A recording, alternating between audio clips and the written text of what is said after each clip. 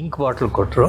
ಅದರಲ್ಲಿ ಎಷ್ಟು ಬಣ್ಣಗಳನ್ನು ಕಾಣಬಹುದು, ಎಷ್ಟು ಇದನ್ನು ಕೊಟ್ಬಿಡ್ತಾರಲ್ಲ ರೈಸ್ ಇಷ್ಟು ಪ್ರಿಂಟ್ ಮಾಡ್ಬೋದು ಅಂತೇಳಿ ಅವ್ರು ನಾರ್ಮಲಿ ಇವ್ರಿಗೆ ಚೀಟ್ ಮಾಡ್ತಿದ್ರು ಅಂತ. ಅದರ ಇಂಪಾರ್ಟೆನ್ಸು ಗೊತ್ತಿರಲಿಲ್ಲ. ಓದುಗರ ಸಂಖ್ಯೆ ಬಹಳ ಕಡಿಮೆ ಆಗಿದೆ.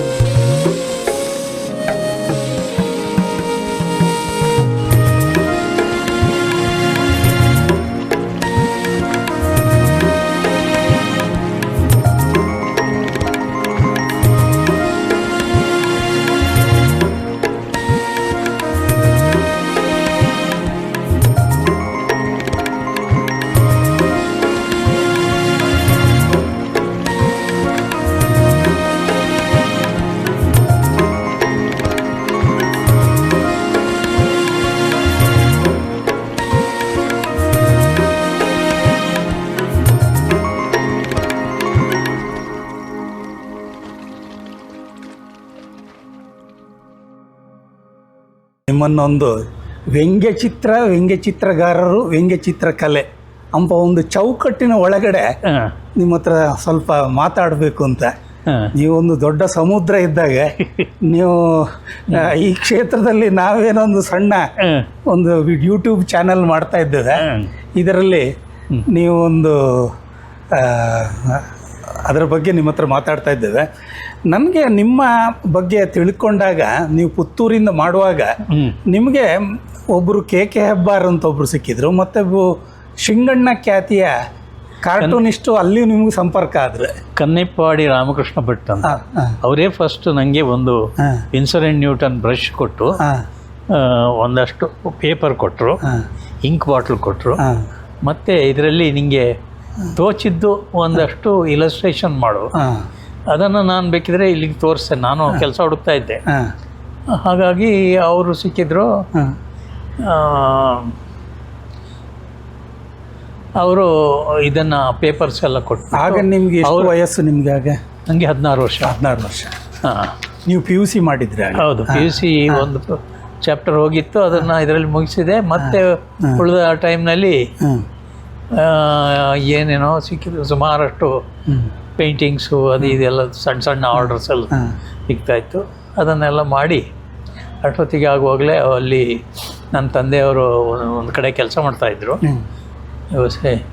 Gold Smith. ಅವರು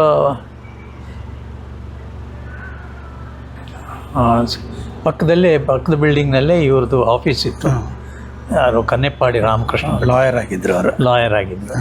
ಮತ್ತು ಅವರ ಸುತ್ತಮುತ್ತಲ ಕೆಲವರು ಇವರೆಲ್ಲ, ಒಬ್ಬರು ಶಿವರಾಮ್ ಚೆಟ್ಟಿಯಾರ್ ಅಂತ ಆ ಬಿಲ್ಡಿಂಗ್ನಲ್ಲಿ ಇದ್ದದ್ದು. ಅವರಿಗೆ ಶಿವರಾಮ್ ಚೆಟ್ಟಿಯಾರಿಗೆ ಅವರು 4-5 ಪೇಂಟಿಂಗ್ಸ್ ವಾಟರ್ ಕಲರ್ಸ್ ಮಾಡಿಕೊಟ್ಟಿದ್ದೆ. ಶಾರದಾದೇವಿ, ರಾಮಕೃಷ್ಣ ಪರಮಹಂಸ, ಇವ್ರದ್ದು ವಿವೇಕಾನಂದ, ಅವರು ಅದರ ಭಕ್ತರು ಅವರು. ಅವ್ರಿಗೆ ನಿಮ್ಗಾಗ 16 ವರ್ಷ, ಆಗ ಕನ್ನಂಪಾಡಿ ರಾಮಕೃಷ್ಣ ಭಟ್ರಿಗೆ ಎಷ್ಟು ವಯಸ್ಸಾಗಿರ್ಬೋದಾಗ? ಬಹುಶಃ 50-54 ಆ ಏಜಲ್ಲಿ ಅಷ್ಟು ಡಿಫರೆನ್ಸ್ ಇದೆ. ಹೌದು 55. ಹಾಗೆ ನೀವು ಶಿವರಾಮ ಕಾರಂತರ ಮನೆ ಪಕ್ಕದಲ್ಲಿ ಇದ್ರೆ? ಹೌದು, ಅಂದರೆ ಶಿವರಾಮ್ ಕಾರಂತರ ಮಗಳು ಕ್ಷಮಾ ನನ್ನ ಕ್ಲಾಸ್ಮೇಟ್. ಹೌದು, 6th ಸ್ಟ್ಯಾಂಡರ್ಡಿಂದ 10th ವರೆಗೆ. ಮತ್ತು ನಮ್ಮನೆ ಹತ್ತಿರ ಇದ್ದದಲ್ಲ, ನಾವು ಅವರು ಬೆಳಗ್ಗೆ ಕಾರಲ್ಲಿ ಬರ್ತಾಯಿದ್ರು, ಸಂಜೆ ಸ್ಕೂಲ್ ಬಿಟ್ಟು ಹೋಗುವಾಗ ಅವ್ರ ಮಗ ಉಲ್ಲಾಸ್ ಕಾರಂತ ಅವರು ನಾನು ಕ್ಷಮ ನಡ್ಕೊಂಡು ಮನೆಗೆ ಹೋಗ್ತಾಯಿದ್ದೆ. ಹಾಗೆ ಅವ್ರ ಮನೆ ಸಂಪರ್ಕ ಎಲ್ಲ ಇತ್ತು ನಮಗೆ. ಅಲ್ಲಿ ಆಟ ಆಡ್ಲಿಕ್ಕೆ ಹೋಗ್ತಿದ್ದೆವು, ಕ್ರಿಕೆಟು. ನಿಮ್ಮ ಮನೆಯಿಂದ ಅವರ ಮನೆಗೆ ಎಷ್ಟು ದೂರ ಇತ್ತು ಸಾಧಾರಣ? 1-2 ಫರ್ಲಾಂಗ್ ಇರ್ಬೋದು. ಅದರ ಮಧ್ಯೆಯಲ್ಲಿ ನಿಮ್ಗೆ ಯಾವುದೋ ಪ್ರಾಣಿ ಸಿಕ್ಕಿತು ಅಂತ ಏನೊಂದು ಇಂಟರ್ವ್ಯೂ ಅಲ್ಲಿ ಅವ್ರಿಗೆ ಸಿಕ್ಕಿತು ಅಂತೇನೆ? ಇಲ್ಲ, ಅವ್ರಿಗೆ ಭಾರಿ ಕಾಡು ಸುತ್ತೋದು ಹುಚ್ಚು. ಅದಕ್ಕೆ ಅವರು ಯಾವುದೋ ಒಂದು ನರಿ, ಒಂದು ಗುಹೆಯಲ್ಲಿ ನರಿ ಮರಿಗಳಿದ್ವು, ಅದನ್ನು ಹುಡ್ಕೊಂಡು ಹೋಗಿದ್ದೆವು ಒಂದು ಸರ್ತಿ. ಆಮೇಲೆ ನಮಗೇನು ಸಿಗಲಿಲ್ಲ. ನನ್ನ ಉಳಿದ ಮಿತ್ರರೆಲ್ಲ ಇದ್ದರು, ಅವ್ರ ಜೊತೆ ಇನ್ನು ಹತ್ತಿರದ ಮನೆ ಆ ಹುಡುಗರನ್ನ ಕಟ್ಕೊಂಡೆಲ್ಲ ಹೋಗ್ತಿದ್ದ. ಹಾಗೆ ನೀವು ಈ ಕ್ಷೇತ್ರ, ನೀವು PUC ಯಾವುದರಲ್ಲಿ ಮಾಡಿದ್ದು ಸರ್? ಇದರಲ್ಲಿ ಸೈಂಟ್ ಫಿಲಮ್ಸಲ್ಲಿ. ಅಲ್ಲಿ ಸೈನ್ಸ್ ತಗೊಂಡಿದ್ರಿ ನೀವು? ಹೌದು. ಅದು ಯಾವ ಸಬ್ಜೆಕ್ಟ್ ಹೋಗಿತ್ತು ನಿಮಗೆ? ಕೆಮಿಸ್ಟ್ರಿ ಅಂತ ನಾನು ತಲೆಗೆ ಹೋಗ್ತಾ ಇರಲಿಲ್ಲ, ಅದು ರಿಯಲ್ ಮಿಸ್ಟ್ರಿ. ಹಾಗೆ ಮನೆಗೆ ನಿಮ್ಮನ್ನು ಆಗ ಆ ಮನೆಗೆ KK ಹೆಬ್ಬಾರೇನ ಬಂದಿದ್ರ? ಇಲ್ಲ, KK ಹೆಬ್ಬಾರ್ ಇಲ್ಲ. ಕಾರಂತರು ನಾವು ಅಲ್ಲಿಗೆ ಹೋಗ್ತಿದ್ದೇವಲ್ಲ ಆಟ ಆಡ್ಲಿಕ್ಕೆ ಸಂಜೆ, ಒಂದು ಸಂಡೇ ನಾನು ಕೆಲಸ ಮಾಡ್ತಾ ಕೂತ್ಕೊಂಡಿದ್ದೆ ಅಂದ್ರು. ಅವ್ರು ಕ್ಷಮಾ ರಾವ್ ಸಹ ಅದೇ ನಿಮ್ಮ ಕ್ಲಾಸ್ ಅಂದರೆ PUC ಅಲ್ಲಿ ಇದ್ರ ಅಥವಾ? ಇಲ್ಲ, PUC ಅಲ್ಲಿ ಅವಳು ಉಡುಪಿಗೆ ಹೋದ. 10th ವರೆಗೆ 9th ಸ್ಟ್ಯಾಂಡರ್ಡ್ನಲ್ಲಿ ಏನೋ ಇರುವಾಗ ನಾನು ಸುಮಾರಷ್ಟು ಡ್ರಾಯಿಂಗ್ಸ್ ಮಾಡ್ತಾ ಇದ್ದೆ. ಮತ್ತು ಉಲ್ಲಾಸ ಕೂಡ ಈ ಬರ್ಡ್ಸು, ಆ್ಯನಿಮಲ್ಸ್ ಎಲ್ಲ ಬುಕ್ಸ್ ಇತ್ತು. ಯಾವನೋ ಒಬ್ಬ ಆರ್ಟಿಸ್ಟು ಸ್ಕೆಚ್ ಮಾಡಿದ್ದು ಇದಿತ್ತು, ಅದನ್ನು ಸ್ಟಡಿ ಮಾಡೋಣ ಅಂಥೇಳಿ ಯಾವುದು ಬುಕ್ ಕೊಟ್ಟಿದ್ರು. ಅವರ ಲೈಬ್ರರಿ ಎಲ್ಲ ನೋಡ್ತಾ ಇದ್ದೆ. ಅಲ್ಲಿ ಹೆಬ್ಬಾರದ್ದು ಒಂದು ಪೋರ್ಟ್ರೇಟ್ ಇತ್ತು, ಕಾರಂತರು ಮಾಡಿದ್ದು. ಅದು ನನಗೆ ಭಾಳ ಇಂಟ್ರೆಸ್ಟಿಂಗ್ ಅಂತ ಅನಿಸ್ತು. ರಿಯಲಿಸಮನ್ನು ಹೇಗೆ ಟೇಮ್ ಮಾಡಿ ಲಿಮಿಟೆಡ್ ಕಲರ್ಸಲ್ಲಿ ಸ್ಕಿನ್ ಕಾಂಪ್ಲೆಕ್ಷನ್ನು, ರಿಫ್ಲೆಕ್ಷನ್ಸು, ಅದರಲ್ಲಿ ಎಷ್ಟು ಬಣ್ಣಗಳನ್ನು ಕಾಣ್ಬೋದು, ಎಷ್ಟು ವೇರಿಯೇಷನ್. ಸೆನ್ಸಿಟಿವ್ ಅಂದರೆ ಅಷ್ಟು ಸೆನ್ಸಿಟಿವ್ ವರ್ಕ್ ಅದು ನನಗೆ ಭಾಳ ಆಕರ್ಷಿಸಿತ್ತು. ಆಮೇಲೆ ಒಂದು ದಿವಸ ಹೀಗೆ ಇರುವಾಗ ನನ್ನ ಫ್ರೆಂಡ್ ಒಬ್ಬ ನಮ್ಮ ಜೊತೆಯಲ್ಲಿ ಆಟ ಆಡ್ಲಿಕ್ಕೆ ಬರೋ, ಅವ ನನ್ನ ಡ್ರಾಯಿಂಗ್ ಬುಕ್ಕನ್ನು ತೆಗೆದುಬಿಟ್ಟು ಶರ್ಟ್ ಒಳಗೆ ಹಾಕಿಬಿಟ್ಟಿದ್ದ. ಅಲ್ಲಿಗೆ ನಾವು ಎಲ್ಲ ಕೆಳಗಡೆಗೆ ಇದ್ದದ್ದು ಗ್ರೌಂಡು, ಅವ್ರ ಮನೆ ಎತ್ತರದಲ್ಲಿತ್ತು.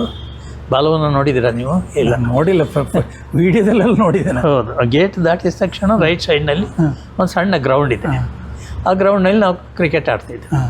ಆಮೇಲೆ ಆಟ ಮುಗಿದ ನಂತರ 6 ಗಂಟೆಗೆ ಮೇಲಕ್ಕೆ ಹೋಗಿ ಬಾವಿಯಿಂದ ನೀರು ಸೇದಿ ನೀರು ಕುಡಿದು ಬರ್ತಿದ್ದೆ. ಅವತ್ತು ಅಲ್ಲಿಗೆ ಹೋದಾಗ ಅವ್ರ ಮನೆಗೆ ಕಾರಂತರ ಹೆಂಡತಿ ತಂಗಿ ಇದ್ದಾರಲ್ಲ, ಅವರು ಇಲ್ಲ, ಗೀತಾ ಕುಲಕರ್ಣಿ ಅವರು ಅವ್ರ ಮಕ್ಕಳೆಲ್ಲ ಬಂದಿದ್ದರು ಸಮ್ಮರ್ ವೆಕೇಶನ್ ಅಂದ್ಕೊಂಡು. ಎಲ್ಲರೂ ನಿಂತ್ಕೊಂಡು ಅಂತೇಳಿ ಗುಂಪಾಗಿ ನೋಡ್ತಾ ಇದ್ರು.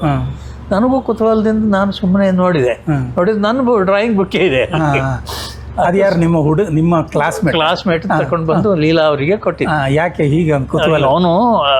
ಅವ್ರು ಕೇಳಿದ್ರು, ಇವರೆಲ್ಲ ಹೇಳಿದ್ರು ಅವನು ತುಂಬ ಚಂದ ಚಿತ್ರ ಬರೀತಾನೆ, ಅದಕ್ಕೆ ಅವನು ತಗೊಂಡು ಬಂದಿದ್ದ.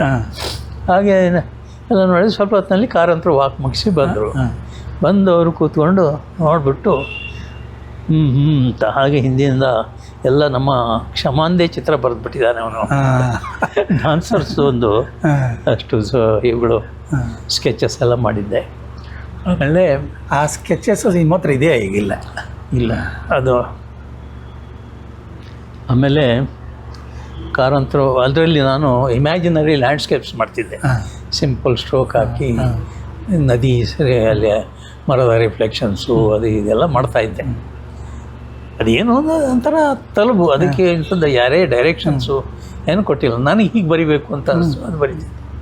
ಕಾರಂತರು ಕರೆದು ಬಿಟ್ಟು, ನೋಡು ನೀನು ಚಿತ್ರ ಬರಿಬೇಕು ಅಂತೇಳಿದರೆ ಮನೆ ಒಳಗಡೆ ಕೂತ್ಕೊಂಡು ಬರಿಬೇಡ. ಮರ ಬರಿಬೇಕು ಅಂತ ಅದರ ಎದುರುಗಡೆ ಕೂತ್ಕೋ, ಅದನ್ನು ನೋಡು, ಅದನ್ನು ನೋಡಿಬಿಟ್ಟು ಅದರ ಆಕೃತಿ, ಅದರ ಪರ್ಸನಾಲಿಟಿ ಹೇಗಿದೆ ಅದನ್ನೆಲ್ಲ ನೋಡಿಬಿಟ್ಟು ಹೇಗೆ ಬರಿಬೇಕು ಅಂತ ಕಲಿ. ಬರೆದು ನಿನಗೆ ನೋಡೋ ಕ್ರಿಯೆ ಕೂಡ ಇಂಪ್ರೂವ್ ಆಗುತ್ತೆ ಅಂತ. ಆಮೇಲೆ ನನಗೇನೋ ಒಂಥರ ಧೈರ್ಯ ಮಾಡಿಬಿಟ್ಟು ನಾವು ಮಾಡೋದು ಸರಿ ಇಲ್ವೇನೋ ಅಂಥೇಳಿ ಆಮೇಲೆ ಅದನ್ನು ಮಾಡೋದೇ ಬಿಟ್ಬಿಟ್ಟೆ. ಆಮೇಲೆ ಅಫ್ಕೋರ್ಸ್ ನಾನು 2 ತಿಂಗಳಲ್ಲಿ 2-3 ತಿಂಗಳಲ್ಲಿ ಇವರು ಆಗ ಶಿವರಾಮ್ ಕಾರಂತರಿಗೆ ಎಷ್ಟು ಏಜ್ ಇರ್ಬೋದು ಆಗ ಅವರಿಗೆ 67-68 ಇರ್ಬೋದು. 67 ಅಷ್ಟು ಏಜ್ ಆಗಿದ್ದಾಗೆ. ಹೌದು, ಅವರಿಗೆ ವರ್ಷ ಅಲ್ಲ 65-66. ಅದಕ್ಕಿಂತ ಮುಂಚೆ ಅವರಿಗೆ 60ನೇ ಷಷ್ಠ್ಯಾಬ್ದ ಸಮಾರಂಭದೆಲ್ಲ ಬಂದಿತ್ತು, ನಾನು ನೋಡಿದೆ. ಅದೊಂದು 3-4 ವರ್ಷಗಳ ಹಿಂದೆ. ಆಗ ಅವರು ಮೂಕಜ್ಜಿಯ ಕನಸುಗಳು ಎಲ್ಲ ಕತೆ ಬರ್ದಿದ್ರ? ಮೂಕಜ್ಜಿ ಕನಸುಗಳು ಬರ್ದಿರಲಿಲ್ಲ, ಅಲ್ಲಿವರೆಗಿದ್ದದ್ದು ಓದಿದ್ದೆ ನಾನು. ಮೂಕಜ್ಜಿ ಕನಸುಗಳು ಇಲ್ಲಿಗೆ ಬಂದ ನಂತರ ನಾನು 67 ಸಾಲಿಗೆ. ಹೌದು, ಬಹುಶಃ ಅವರು 68 ಏನೋ ಬರ್ದಿದ್ದಾರೆ ಅಂತ. ಅದರ ಕವರ್ ಡಿಸೈನ್ ಎಲ್ಲ ಅವರೇ ಬರ್ದಿದ್ರು? ಅವರೇ ಬರೀತಿದ್ರು. ನಿಮ್ಮ ಹತ್ರ ಏನು ಆಗ ಹೇಳಿರಲಿಲ್ಲ? ಇಲ್ಲ, ಅವ್ರು ಯಾಕೆ ಬರೀತಿದ್ರು ಅಂದರೆ ಅದರ ಇದೇನು ಅಂತ ಹೇಳಿದರೆ ಗುಟ್ಟೇನು ಅಂದರೆ ಅವ್ರು ಯಾರಿಗಾದರೂ ಇದನ್ನು ಕೊಟ್ಬಿಡ್ತಾರಲ್ಲ, ರೈಟ್ಸ್ ಇಷ್ಟು ಪ್ರಿಂಟ್ ಮಾಡ್ಬೋದು ಅಂಥೇಳಿ ಅವ್ರು ನಾರ್ಮಲಿ ಇವ್ರಿಗೆ ಚೀಟ್ ಮಾಡ್ತಿದ್ರು. 2,000 ಅವ್ರು ರೈಟ್ಸ್ ತಗೊಂಡಿದ್ದು 4,000-8,000 ಹಾಕಿಬಿಡೋರು ಇವ್ರಿಗೆ ಗೊತ್ತಿಲ್ಲದೆ. ಅವ್ರು ಕೊಟ್ಟದ್ದೇ ಲೆಕ್ಕ. ಅದಕ್ಕೆ ಇವರೊಂದು ಉಪಾಯ ಮಾಡಿದರು, ನಾನೇ ನೀನು ಎಷ್ಟು ಬುಕ್ ಇದು ತಗೊಂಡಿದೆಯಲ್ಲ ಅಷ್ಟು ಕವರ್ ನಾನು ಸಪ್ಲೈ ಮಾಡ್ತೇನೆ. ಹಾಗಾಗಿ ಇವರೇ ವುಡ್ ಕಟ್ಟು ಅದು ಇದೆಲ್ಲ ಅದನ್ನು ಕಾಪಿ ಮಾಡಲಿಕ್ಕೇ ಆಗ್ತಿರ್ಲಿಲ್ಲ ಯಾರಿಗೂ. ಅದಕ್ಕೋಸ್ಕರ ಅವರು ಅದನ್ನು ಎಷ್ಟು 2,000 ಅಂದರೆ 2,000 ಅವರ ಪ್ರಶ್ನೆಯಲ್ಲಿ ವುಡ್ ಕಟ್ಟಲ್ಲಿ ಮಾಡ್ತಿದ್ರು. ಹೌದು, ಇದು ನಾರ್ಮಲ್ ಬ್ಲಾಕ್ ಇಲ್ಲ, ಬ್ಲಾಕ್ ಏನಿರಲಿಲ್ಲ, ಬರೀ ವುಡ್ ಕಟ್ಟು ಅದರಲ್ಲೆಲ್ಲ ಪ್ಲೈವುಡ್ ಮೇಲೆ ಎಲ್ಲ ಚಿತ್ರ ಬರೆದು ಸಪ್ಲೈ ಮಾಡೋಣ. ಹಾಗೆ ಮತ್ತೆ ನೀವು S.L. ಭೈರಪ್ಪ ಅವರ ಕಾದಂಬರಿಗಳಿಗೆಲ್ಲ ನೀವೇ ಕವರ್ ಬರೀತಾ? ಅದು 81ನಲ್ಲಿ ನಾನು ಇದಕ್ಕೆ ನಾನು 79ನಲ್ಲಿ ಶಾಂತಿನಿಕೇತನಕ್ಕೆ ಹೋಗಿದ್ದೆ. ಇದಕ್ಕೆ ಇದರ ಸ್ಕಾಲರ್ಶಿಪ್ಸ್ ಅದು ಹೆಬ್ಬಾರರು ಬಂದಿದ್ದಾಗ ಇಲ್ಲಿಯ ಸುಮಾರು ಸ್ಟೂಡೆಂಟ್ಸ್ಗಳನ್ನು ಒಂದಷ್ಟು ಮಂದಿಯನ್ನು ಬರೋಡಕ್ಕೆ ಕಳಿಸಿದ್ರು. ಒಂದು ಅಷ್ಟು ಮಂದಿಯನ್ನು ಶಾಂತಿನಿಕೇತನ ಅಡ್ಡಿ ಅಂತ ಕೆಲವು. ಆ್ಯಕ್ಚುಲಿ ನಾನೇ ಫಸ್ಟ್ ಸೆಲೆಕ್ಟ್ ಆದ್ದು ಇದಕ್ಕೆ ಪ್ರಿಂಟ್ ಮೇಕಿಂಗ್. ಯಾಕಂದರೆ ಪ್ರಿಂಟ್ ಮೇಕಿಂಗ್ ಕರ್ನಾಟಕದಲ್ಲಿ ಯಾರಿಗೂ ಗೊತ್ತಿರಲಿಲ್ಲ, ಅದು ಎಷ್ಟು ಇಂಪಾರ್ಟೆಂಟು ಅಂತ ಅದರ ಇಂಪಾರ್ಟೆನ್ಸು ಗೊತ್ತಿರಲಿಲ್ಲ. ಹಾಗಾಗಿ ಮತ್ತೆ ಅದನ್ನು ಹೇಗೆ ಮಾಡಬೇಕು ಅಂತದ್ದು ಆ್ಯಸಿಡ್ನಲ್ಲಿ ಅದಕ್ಕೆ ಬೇರೆ ಪ್ರೆಸ್ ಬೇಕು, ಅದಕ್ಕೆ ಆ ಥರದ ಫೆಸಿಲಿಟೀಸೂ ಇರಲಿಲ್ಲ ಇಲ್ಲಿ. ಇವರು ಅದಕ್ಕೆ ನನ್ನ ಡ್ರಾಯಿಂಗ್ ಎಲ್ಲ ನೋಡಿಬಿಟ್ಟು ನಿನಗೆ ಸೂಟೇಬಲ್ ಈ ಮಾಧ್ಯಮ ಅಂತ ಹೇಳಿ ನೀನು ಇದರಲ್ಲಿ ಕಲಿ ಅಂತೇಳಿ ಹೆಬ್ಬಾರರು ಮತ್ತು ವಾಸುದೇವ್ ಮತ್ತು ಶಣಾಯಿ ಇದ್ದರು, ತಿಪ್ಪೇಸ್ವಾಮಿ ಎಲ್ಲರೂ ನಾನು ಸೆಲೆಕ್ಟ್ ಮಾಡಿ. ಆದರೆ ಆಗ ಪ್ರಜಾವಾಣಿಯಲ್ಲಿದ್ದರೆ ಪ್ರಜಾವಾಣಿ ರಜೆ ತಗೊಂಡು ಹೋಗಿದ್ರಿ. 78ರಲ್ಲಿ ನಾನು ಸೆಲೆಕ್ಟ್ ಮಾಡಿದ್ರು. ಆದರೆ ಆ ವರ್ಷ ನನಗೆ ಆಫೀಸಿಂದ ರಜಾ ಸಿಗಲಿಲ್ಲ. ಆಗ ಅದಕ್ಕೆ ಚಂದ್ರಶೇಖರನ್ನು ಕಳಿಸಿದ್ರು, ಸಿ ಚಂದ್ರಶೇಖರ್. ನೆಕ್ಸ್ಟ್ ಇಯರು ನನಗೂ ಮತ್ತು ರಾಮದಾಸ್ ಅಡ್ಡಿ ಅಂತ ನನಗೆ ಪೇಂಟಿಂಗ್. ಹಾಗೆ ನಾವು ಮೂವರಲ್ಲಿದ್ದೆವು. ಆಗ ಶೀಲಾಗೌಡ ಬರೋಡಾದಲ್ಲಿದೆ, ಪುಷ್ಪಮಾಲಾ ಮತ್ತು ಸುರೇಶ್ ಅಂತ, ಬಿ ವಿ ಸುರೇಶ್ ಅಂತ. ಆಗ ನೀವು GK ಸತ್ಯ ಅವರು ನಿಮ್ಮ ಹತ್ರ ಒಟ್ಟಿಗಿದ್ರು, ಅವರಿಗೂ ಜವಾಹರ್ಲಾಲ್ ನೆಹರು ಶಾಂತಿನಿಕೇತನಿಗೆ ಹೋಗಿ ಬರ್ದಿದ್ರು. ಅವರು ನಾನು ಬರ್ತೇನೆ ಅಂತೇನು ಹೇಳಲಿಲ್ಲ? ಇಲ್ಲ, ಅವರೆಲ್ಲ ಸಂಸಾರಿಯಾಗಿ ಎಲ್ಲ ಒಂದು ಅಂತ ಅಲ್ಲಿ ಸೆಟ್ಲ್ ಆಗಿದ್ರು. ಮತ್ತೆ ಅದನ್ನೆಲ್ಲ ಬಿಟ್ಟು ಪುನಃ ವಿದ್ಯಾಭ್ಯಾಸಕ್ಕೆ ಹೋಗುವ ಮನಸ್ಥಿತಿ ಇತ್ತ ಇಲ್ವ? ಆಗ ನಿಮಗೆ ಮದುವೆ ಆಗಿರಲಿಲ್ಲ? ಇಲ್ಲ, ನಾನು ಒಂದು ರೀತಿಯ ಬೋರ್ ಆಗಿಬಿಟ್ಟಿತ್ತು. ಅಂದರೆ ಒಂಥರ ನನ್ನಲ್ಲಿದ್ದ ಸಾಮರ್ಥ್ಯವನ್ನು ನಾನೇ ದುಡಿಸ್ಕೊಳ್ಬೇಕಿತ್ತು, ಆ ಥರದ ಒಂದು ತವಕ ಇತ್ತು. ಹಾಗಾಗಿ ನಾನು ಈ ಮೀಡಿಯಮ್ ಲಿಮಿಟೆಡ್, ಅದು ಸಮ್ ಲಿಮಿಟೆಡ್ ಪಾತ್ ಅಷ್ಟೇ. ಜನರಿಗೆ ನಿಮಗೆ ಏನು ಬೇಕೋ ಅದನ್ನು, ಇಡ್ಲಿ ಬೇಕಿದ್ರೆ ಇಡ್ಲಿ, ವಡೆ ಬೇಕಿದ್ರೆ ವಡೆ, ಎಲ್ಲರೂ ನಾವೇ ಮಾಡಬೇಕಿತ್ತು. ಕಾರ್ಟೂನ್ ಬೇಕಿದ್ರೆ ನಾನು, ಇದು ಸೀರಿಯಲ್ ಬೇಕಿದ್ರೆ ಮಾಡಬೇಕು. ಇನ್ನೊಂದು ಆಗ ನೀವು ರಮೇಶ್ GK ಸತ್ಯ ಇದ್ರೆ, ಮತ್ತು ಶ್ರೀ ಮತ್ತು ಇನ್ನೊಬ್ರು ಆನಂದ್ ಅಂತ ಇದ್ರು. ಆನಂದ್ ಅಂತಿದ್ರೆ ಅವರು ಇದರಲ್ಲಿ ಯಾವುದೋ ತೆಲುಗು ಪತ್ರಿಕೆಯಲ್ಲೇನೋ ತೆಲುಗು ದೇಶಂ ಅಂತೇಳಿ ಯಾವುದೋ ಒಂದು ಪತ್ರಿಕೆಯಲ್ಲಿ ಕೆಲಸ ಮಾಡ್ತಾಯಿದ್ರು. ಕನ್ನಡಿಗರೇ ಅವರು, ಕನ್ನಡಿಗರ, ಶಿವಮೊಗ್ಗದವರು. ಶಿವಮೊಗ್ಗದಲ್ಲಿ ನೀವು ಅದರ ಮೊದಲು ಮಲ್ಲಿಗೆ ಪತ್ರಿಕೆಯಲ್ಲಿದ್ದರೆ ಆಗ ನಿಮ್ಮ ಸರ್ಕ್ಯುಲೇಷನ್ 20ರಿಂದ 60 ಸಾವಿರಕ್ಕೆ ಹೆಚ್ಚಾಯ್ತು. 93 ಹೋಯ್ತು ಅಂತ ಹೇಳಿದ್ರೆ, ಹೌದು. ಈಗ ಇದೇ ನೀವು ಒಬ್ಬ ಒಳ್ಳೆ ಆರ್ಟಿಸ್ಟ್ ಇದ್ರೆ ಈ ರೀತಿಯಲ್ಲಿ ಸರ್ಕ್ಯುಲೇಷನ್ ಹೆಚ್ಚಾಗೋ ಚಾನ್ಸಸ್ ಇದೆ ಈಗ ಗೊತ್ತಿಲ್ಲ. ಯಾಕಂದರೆ ಎಷ್ಟು ಮಂದಿ ಓದುಗರ ಸಂಖ್ಯೆ ಬಹಳ ಕಡಿಮೆ ಆಗಿದೆ. ಮೆಂಟಲ್ ಸ್ಪೇಸ್ ಇದೆಯಲ್ಲ, ಅದನ್ನೆಲ್ಲ ಇದು ಆಕ್ಯುಪೈ ಮಾಡಿದೆ. ಮೊಬೈಲ್ ಅದೇ, ವಾಟ್ಸಪ್ಗಳು. ಹಾಗಾಗಿ ಆದರೆ ತಕ್ಕ ಮಟ್ಟಿಗೆ ನಾನು ಆ್ಯಕ್ಚುಲಿ 90ಸ್ನಲ್ಲಿ ಈ ಧಾರಾವಾಹಿಗಳಿಗೆ ಚಿತ್ರ ಬರೆದ. ಅದು ನಳಿನಿ ಮೂರ್ತಿ ಅಂತೇಳಿ ಒಬ್ಬರು ಸೈಂಟಿಸ್ಟ್ ಇದ್ದರು. ಅವರು ಕೆನಡಾದಲ್ಲಿದ್ದರು. ಅವರು ಈ ಒಂದು ಭೀಷ್ಮನ ಮೇಲೆ ಒಂದು ನಾವೆಲ್ ಬರೆದಿದ್ರು. ಅದನ್ನು ಸೀರಿಯಲ್ ಮಾಡಿದ್ರು. ನನಗೆ ಒಂಥರ ಖುಷಿ ಇತ್ತು. ಏನಂದರೆ ನನಗೂ ಕಲಿಯುವ ಒಂದು ಅವಕಾಶ ಅದು. ಪೌರಾಣಿಕ ನಾವು MTV ಆಚಾರ್ಯರದ್ದು ಎಲ್ಲ ನೋಡಿಕೊಂಡು ಬೆಳೆದವರು. ಚಂದಮಾಮ. ಮತ್ತು ನಿಮ್ಮದು ವಡಪಳ್ಳಿ ಯಾರು ಚಂದಮಾಮದ ಒಬ್ಬರು ರೈಟರ್ ವಡಪಳ್ಳಿ ಅನ್ನೋ ಒಂದೊಬ್ಬರು, ಅವರ ಪ್ರಭಾವವು ನಿಮಗೆ ಬಂದಿತ್ತು ಇಲ್ಲ? ಮತ್ತು SM ಪಂಡಿತ್ ಇದ್ದು ಪ್ರಭಾವ ಇತ್ತು. ಏನಂದರೆ ನಾವೆಲ್ಲ ಒಂದು ರೀತಿ ನಮಗೂ ಬರೀಲಿಕ್ಕೆ ಯಾಕೆ ಇದು ಅವಕಾಶ ಇಲ್ಲ ಮಾಡಿಬಿಟ್ಟು ವರ್ಕ್ ಮಾಡಿಬಿಟ್ಟು ಮನೆಯಲ್ಲಿ ಇಟ್ಕೊಳ್ಳುವಷ್ಟು ನಮಗೆ. ಅದಕ್ಕಾಗಿ ಯಾವುದೋ ಡಿಮಾಂಡ್ ಬಂದರೆ ಕೆಲಸ ಮಾಡೋಣ ಅಂತೇಳಿ. ಯಾಕಂದರೆ ಬೇರೆ ಬೇರೆ ಕೆಲಸಗಳಿತ್ತು. ನಾವು ಆದರೆ ಭಾಳ ಕಮ್ಮಿ ರೆಮ್ಯುನರೇಷನ್ ಇದ್ದದ್ದು. ನಾನು ರಾಜರತ್ನಮ್ದು ರಾಮಾಯಣ, ಮಕ್ಕಳ ರಾಮಾಯಣ ಅಂಥೇಳಿ ಮಲ್ಲಿಗೆಯಲ್ಲಿರುವಾಗ ಒಬ್ಬರು SLV ಪಬ್ಲಿಷರ್ಸ್ ಅಂಥೇಳಿ ಹೇಳಿದ್ರು, ಅವೆನ್ಯೂ ರೋಡಲ್ಲಿ. ಅವರು ಕರೆದ್ಬಿಟ್ಟು ನೀವು ಮಾಡಿ, ಅದಕ್ಕೆ 100 ಪಿಕ್ಚರ್ ಬರೆದಿದೆ ಆಗ. ಆದರೆ ಅದಕ್ಕೆ ಒಂದು ಪಿಕ್ಚರಿಗೆ ₹2 ಕೊಡ್ತಾಯಿದ್ರು ಆಗಿನ ಕಾಲದಲ್ಲಿ.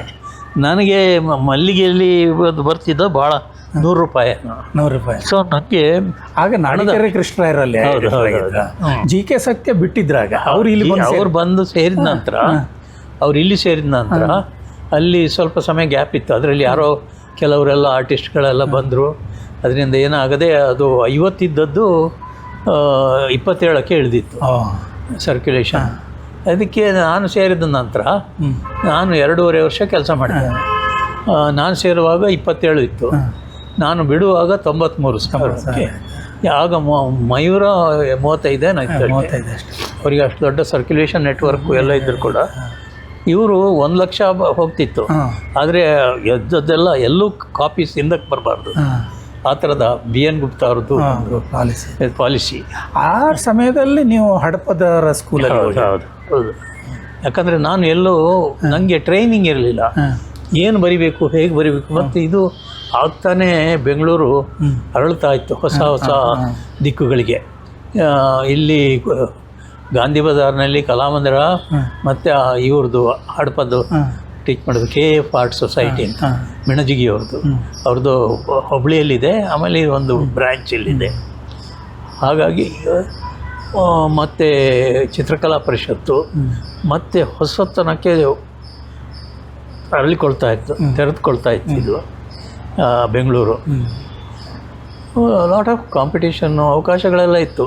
ಆದರೆ ಅವಕಾಶಗಳಿಂದ ಹಣ ಸಂಪಾದನೆ ಭಾಳ ಕಡಿಮೆ ಇದ್ದದ್ದು.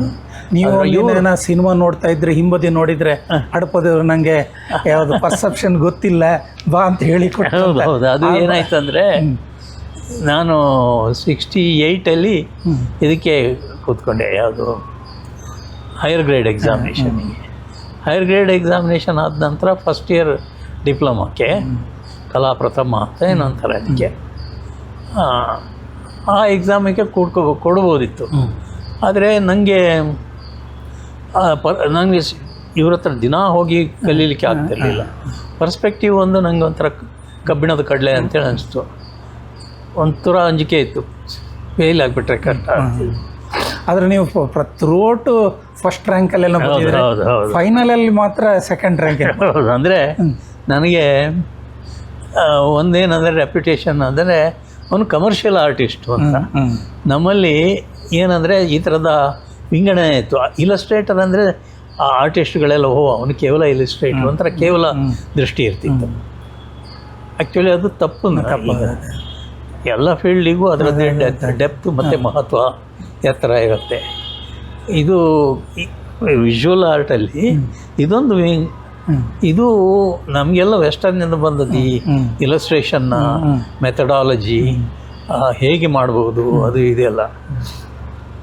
ಅದೇ ಈಗ ರೆಂಬ್ರಾಂಟ್ನ ವರ್ಕು ಇದರಲ್ಲೂ ಯಾರ್ದು ಅವರ ಕ್ಲಾಸಿಕಲ್ ಪೇಂಟರ್ಸ್ದು ಎಲ್ಲ ಮೂಲ ಇದ್ದದ್ದು ನಿಮ್ಮ ಬುಕ್ಸಿಗೆ ಬಂದದ್ದೆಲ್ಲ. ಆಮೇಲೆ ಅದು ಮೂಲತಃ ಅವರು ಮಾಡಿದ ಪ್ರಿಂಟ್ಸನ್ನು ಅವರು ಟೆಕ್ಸ್ಟ್ ಬುಕ್ಕಿಗೂ ಬಳಸ್ಕೊಳ್ತಾ ಇದ್ರು. ಆ ಕಡೆ ಹಾಗೆ ಈವನ್ ಪಿಕಾಸೋ ಕೂಡ ಇಲಸ್ಟ್ರೇಷನ್ ಮಾಡಿದ್ದಾನೆ. ಹಾಗಂತ ಅವನೇನು ಇಲ್ಲಿ ಮಾತ್ರ ಆ ಥರದ ಒಂದು ಧೋರಣೆ ಬೆಳೆದುಕೊಂಡಿತ್ತು. ಇದು ಈ ಧೋರಣೆ ಯಾರು ಸೃಷ್ಟಿಸಿರ್ಬೋದು ಅಂತ ಮೋಸ್ಟ್ಲಿ ಏನು ಗೊತ್ತಾ, ನಮ್ಮ ಇಡೀ ಸಾಂಸ್ಕೃತಿಕ ಪ್ರವಾಹ ಏನಿದೆ ಅಲ್ಲ, ಅದು ಮಾತುಗಳಿಂದ ಬಂದು ಮಾತುಗಳು. ಮತ್ತು ಈಗ ಪ್ರಿಂಟಿಂಗ್, ಸಾಹಿತಿಗಳು ಬೇರೆ ಇದನ್ನು ಓದ್ತಾ ಇದ್ರು. ಅಲ್ಲಿ ಇವರ ಕಲಾ ಚರಿತ್ರೆಯನ್ನು ಕೂಡ ಚೂರುಪಾರು ಅಲ್ಲಿ ಈಗ ಅನಾಕೃಷ್ಣರು ಓದಿದ್ರು, ಮತ್ತು ಉಳಿದ ಸಾಹಿತಿಗಳು ಓದಿ ಅವರ ಮೂಲಕವಾಗಿ ಬಂದಂಥ ಕೆಲವು ಚರಿತ್ರೆ ಅವರ ವಿಮರ್ಶಕರು, ಅದರಲ್ಲಿ ಅವರು ವಿಮರ್ಶಕರು ಇರ್ಬೋದು. ಅಂದರೆ ಅವರು ಒಪಿನಿಯನ್ ಹೇಳ್ತಿದ್ರು. ಅದರಲ್ಲಿ ಇಲಸ್ಟ್ರೇಷನ್ಸಲ್ಲಿ ನಿಮ್ಮ ಚಿತ್ರವು ಆ ಬರಹಕ್ಕೆ ನಿಷ್ಠವಾಗಿರ್ಬೇಕಾಗತ್ತೆ. ಹಾಗಂತ ಇದಿತ್ತು. ಆದ ಕಾರಣ ನಿಮ್ಮ ಅಡಿಯಾಳು ಟೈಪಲ್ಲಿ. ಹೌದೌದು. ಅದು ಏನಂದರೆ ಸಾಹಿತಿಗಳೇ ನಿರ್ಧರಿಸಿದ್ರು ನೀವು ಈ ಚಿತ್ರವನ್ನು ಹಾಕ್ಬೋದೇ ಬೇಡ. ಮತ್ತು ಅವ್ರದ್ದು ನೀಲಿ ಇದ್ರ ಸೀರೆ ಇತ್ತು ಅಂತ ಇದ್ರೆ ಅದನ್ನೇ ನೀವು ಬರೀಬೇಕು, ಇದು ಚೆನ್ನಾಗಿರ್ಬೇಕು ಅಂತ. ಇದು ನನಗೆ ಆಶ್ಚರ್ಯ ಆಯಿತು. ಯಾವುದು ದೇವುಡು ಅವರು ಇದರಲ್ಲಿ ಯಾವುದೋ ಒಂದು ಪುಸ್ತಕದಲ್ಲಿ ಇವ್ರದ್ದು ಎಕ್ಸ್ಪ್ಲೈನ್ ಮಾಡ್ತಿದ್ರು. ಯಾರ ಸರಸ್ವತಿ ಸಿಲ್ಕ್ ಸಾರಿ ಇಂಥ ಬೂಟ ಇರುವಂಥ ಸಾರಿ ಸುತ್ತಿದ್ಲು ಅಂತ ಒಂದು ನನಗೆ ನೋಡಿದರೆ ಆಶ್ಚರ್ಯ ಆಯಿತು. ಅದು ಕವಿ ಇವ್ರದ್ದು ಕಲ್ಪನೆ. ಅದು ಸಾಹಿತಿಗಳಿಗೆ ಯಾವ್ದು ಇಷ್ಟ ಆಗಿತ್ತು ಇದನ್ನು ಅವರಿಗೆ ಹಾಗೆ ಕಲಾವಿದನು ಬೇಕಾದ ಬಟ್ಟೆಗಳನ್ನು ವಿನ್ಯಾಸ ಮಾಡುವುದು. ನಿಮಗೆ ಇವರು ಕನ್ನಂಪಾಡಿಯವರ ವ್ಯಂಗ್ಯ ಚಿತ್ರಗಳನ್ನು ಅವರು ಪ್ರತಿದಿನ ನವಭಾರತಕ್ಕೆ ಕಳಿಸ್ತಾ ಇದ್ರಲ್ಲ, ಅದನ್ನು ನೀವು ನೋಡಿದ್ರೆ ಅದರಲ್ಲಿ ನೋಡ್ತಾ ಇದ್ರೆ ಶಿಂಗಣ್ಣ ಅಂತ. ಮತ್ತೆ ಅವರು ನನಗೆ ಅವರು ಅರ್ಲಿಯರಿ ಇದರಲ್ಲಿ ಕಲ್ಕಿಗೆ ಸುಮಾರು ಒಂದು 15 ವರ್ಷದವರೆಗೆ ಅವರು ರೆಗ್ಯುಲರ್ ಆಗಿ ಇದು ಚಿತ್ರ ಬರೀತಿದ್ರು ಚೆನ್ನೈಯಲ್ಲಿ. ಆಮೇಲೆ ಆ ಕವರ್ ಪೇಜಸ್ ಎಲ್ಲ ಕೊಟ್ಟಿದ್ದಾರೆ ನನ್ನ ಹತ್ರಲ್ಲೂ ಇದ್ದಿರ್ಬೇಕದು, ಹುಡುಕಿದ್ರೆ ಸಿಗ್ಬೋದು ಆ ಕವರ್ ಪೇಜಸ್ ಎಲ್ಲ. ಅಷ್ಟು ಕವರ್ ಪೇಜಸ್ ಇಟ್ಕೊಂಡು ಅವರು ಆರ್ಟ್ ಇದು ಮಾಡಿಲ್ಲ. ಇಲ್ಲ ಇದೇನು ಮಾಡಿಲ್ಲ, ಸ್ವಂತವಾಗಿ ಬೆಳೆದಿದ್ದಾರೆ. ಅವ್ರದ್ದೇ ಒಂದು ಸ್ಟೈಲು. ಮತ್ತು ಅವರೊಂದು ಏನು ಶಿಂಗಣ್ಣ ಅಂತ ಅಲ್ಲ, ಮತ್ತೊಂದು ಮಂತ್ಲಿ ಇದು ಮಾಡಿದರು. ಒಂದು ಮಂತ್ಲಿ ಸಣ್ಣ ಪುಸ್ತಕ ಮಾಡಿದ್ರು, ಇದು ಮಲ್ಲಿಗೆ ಥರ ಸೈಜ್ನಲ್ಲಿ, ಹಾಸ್ಯ ಪತ್ರಿಕೆ ಇಂದ್ರಧನುಸ್. ಅದಕ್ಕೆ ಅವರು ಪೋಸ್ಟರ್ಸ್ ಎಲ್ಲ ಮಾಡಿದರು. ಎಷ್ಟು ಸೊಗಸಾಗಿತ್ತು ಅಂದರೆ, ಮತ್ತು ಆ ವೈವಿಧ್ಯ ವರ್ಕ್ಸ್ ಇದೆಲ್ಲ ಎಲ್ಲಿದೆಯೋ ಗೊತ್ತಿಲ್ಲ, ಅವ್ರ ಮನೆಯಲ್ಲಿ ಇರ್ಬೋದೇನೋ. ಮಹೇಶ್ ಭಟ್ ಅಂತ ಅವರ ಮನೋರಮ್ ಭಟ್ ಅವರ ಮಗ, ಫೋಟೋಗ್ರಾಫರ್ ಏನೋ ಇದ್ದಾರಲ್ಲ, ಮಹೇಶ್ ಹತ್ರ ಇರ್ಬೋದೇನೋ. ಮಹೇಶ್ ಭಟ್ ಹತ್ರ ಗೊತ್ತಿರ್ಬೋದು, ಯಾಕಂದರೆ ಕನ್ನೆಪಾಡಿ ಅವರ ತಮ್ಮಂಗೆಯೇ ಮನೋರಮ್ ಭಟ್ ಅಂತ, ಅವರ ಮಗ ಮಹೇಶ್. ಹೌದು, ಅವರು ಹೆಸರುಘಟ್ಟದ ಹತ್ರ ಏನಿದ್ದಾರೆ ಮೊದಲಿಗೆ. ಹೌದಾ, ಇರ್ಬೋದೇನೋ. ಮಹೇಶದ್ದು ನಂತರ ಮೊದಲಾದರೆ ಸಂಪರ್ಕ ಇತ್ತು, ಈಗೆಲ್ಲ ತಪ್ಪೋಗ್ಬಿಟ್ಟಿದೆ. ಮತ್ತು ಈ ನಡುವೆ ನಿಮಗೆ ಇನ್ನೊಬ್ರು ಕಾರ್ಟೂನಿಸ್ಟ್ ಅನಂತಪ್ಪಯ್ಯ ಸಂಪರ್ಕ ಆಯ್ತು, ನೀವೊಂದು ಹಕ್ಕ ಬುಕ್ಕ ಏನೋ ಬರೆದಿದ್ದೀರಿ. ಹೌದೌದು.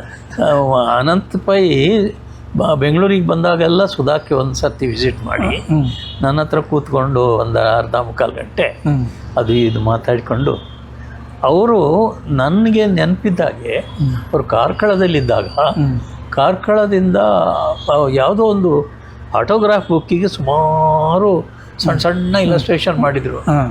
ಅವ್ರು ಸ್ವತಃ ಇಲಸ್ಟ್ರೇಟರ್ ಮಾಡ್ತಾರ. ಹೌದು, ಎಷ್ಟು ಚಂದ ಮಾಡಿದ್ರು ಅಂದರೆ ನಾನು ಭಾರಿ ಇಂಪ್ರೆಸ್ ಆಗಿತ್ತು ನನಗೆ.